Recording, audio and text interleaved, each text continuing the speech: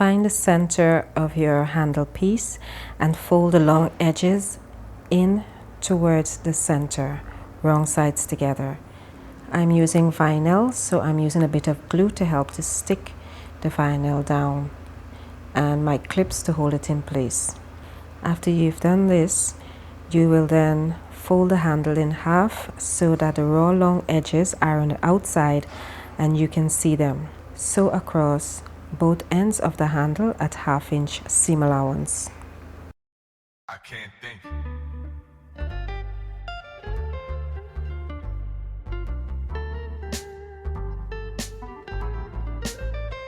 What am I supposed to do?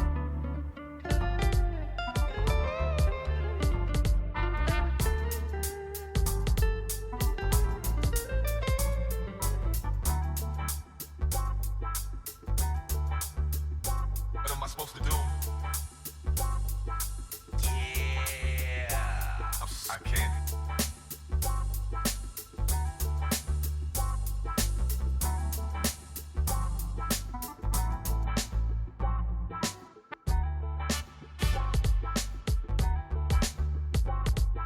What am I supposed to do?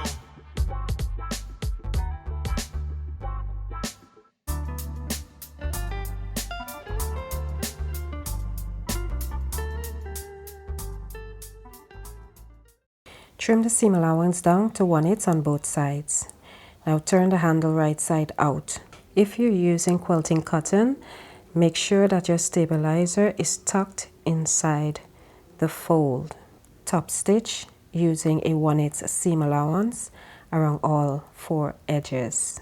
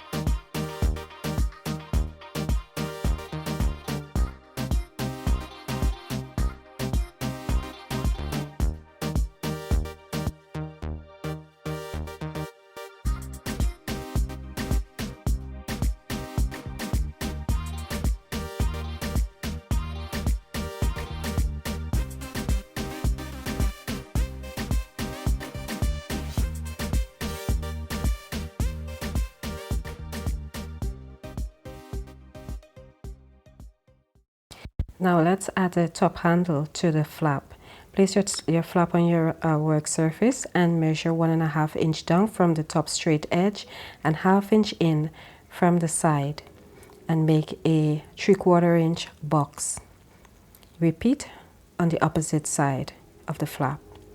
And this is where you will adhere your handle. Use a bit of glue to stick your handle in place, or you can use your wonder clips to hold it in place until you're ready to stitch. You will take this to your sewing machine and you will sew a box that is 5/8 by 5/8 over both ends of the handle to permanently secure the handle to the flap. Let's assemble the exterior. Fold one exterior main panel in half, matching the raw edges, and mark the bottom center. Then you will take the gusset and mark the center of that and match it right sides together with the main panel piece. Pin or clip around the edges. You can clip into the seam allowance a few times, about 1/4 inch from the raw edges, to help ease the gusset around the curves. Then you will take this to your sewing machine and you will stitch all around the sides using a 1/2 inch seam allowance.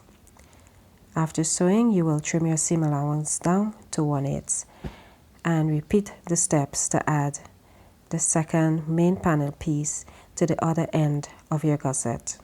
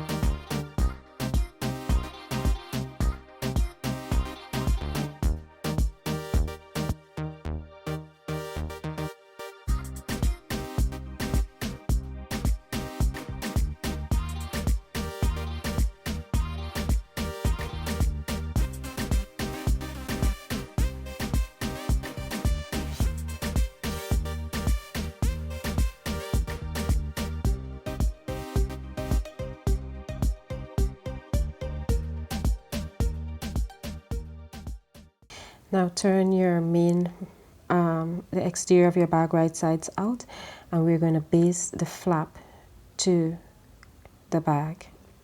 Pin the flap to the exterior main panel without the hardware or magnetic snap closure. The exterior side of the flap against the right side of the main panel, matching the top raw edges and making sure the flap is centered between the two side seams of the main panel. Stitch along the raw edges using a long stitch length and 1/4 inch seam allowance to attach. Let's assemble the lining, but first I want to add a pocket. The pattern instructions won't tell you to make a pocket, but I'm just adding this. So I cut out 3 lining pieces instead of 2, and I folded down 2.5 inches, and then I sew across the top straight edge, and then I match this piece with one of the lining pieces and sew around the bottom and down the center to create 2 pockets. Now we're going to take our gusset and match it with the center of that main piece and pin like we did the exterior of the bag. So pin along the bottom and then pin matching all the raw edges to the top and sides. Then you will take this to your sewing machine and sew around using a 1/2 inch seam allowance. Then you will place the second lining main piece on the other side, on the other end of the gusset, and sew around again using a 1/2 inch seam allowance. Trim down to about 1/8 of an inch, and then we will proceed to assemble our bag.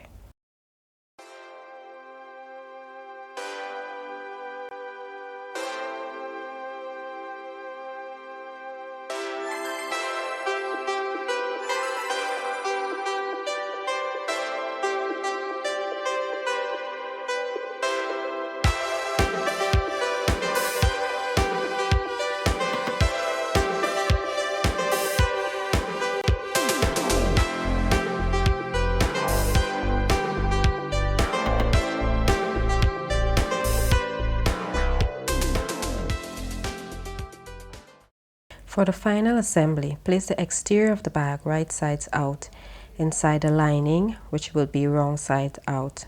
Tuck the flap down in between the layers. The exterior and lining should be right sides together with the flap sandwiched in between. Match the raw edges and corresponding side seams. Pin around the entire top of the bag. Sew around the top raw edges of the bag using a 1/2 inch seam allowance. Leave about 5 inches open along the top of the main panel without a flap. Backstitch at the start and stop.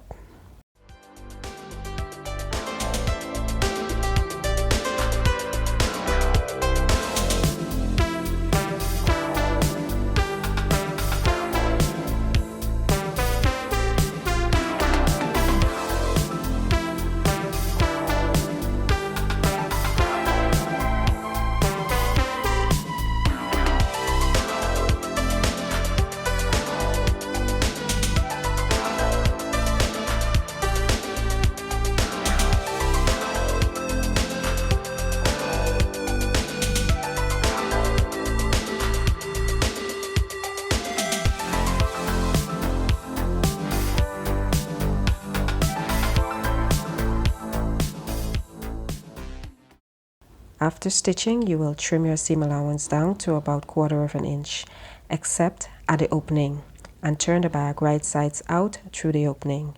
Fold the raw edges in to the opening 1/2 inch and press the entire bag well. Pin the opening closed.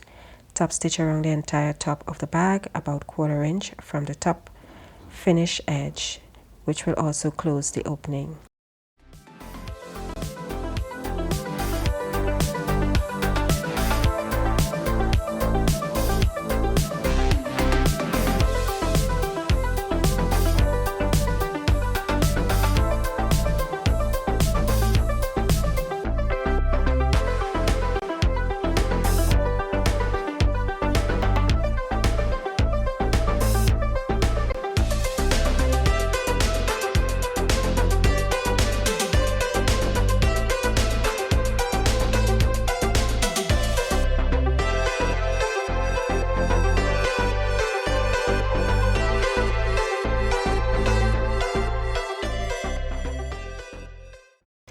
after you've done your top stitching, your Mabel bag is now complete. So you have 2 pockets on the insides if you choose to add the pocket, and you have a neat little top handle bag with a magnetic snap closure. If you used vinyl, do not press your bag. If you used quilting cotton, you can go ahead and give your bag a good press and shape it. So here is your Mabel bag, your vintage top handle bag. Thanks for watching, and I hope to see you in my next bag making tutorial.